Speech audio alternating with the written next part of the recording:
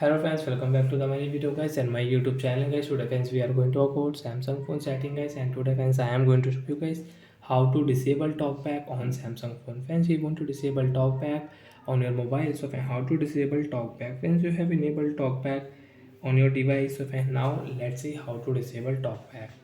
So before starting video friends, first of all go and subscribe the channel guys, click the bell icon, like the video. Friends, you are not operating your phone. Friends, you have this setting, talkback settings, and how to disable talkback. First of all guys, if your screen off, so by how to unlock screen means how to unlock phone. Friends, use your two finger because by one finger you cannot. Friends, you can see swipe with two finger to open.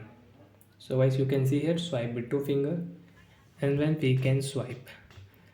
And friends, now click on your phone setting guys, setting icon, one tap, and friends you can setting will not on, so you will have to double tap here, double tap, and friends click on connection setting, and then scroll with two finger guys. Don't use one finger, you cannot scroll. Use your two finger friends.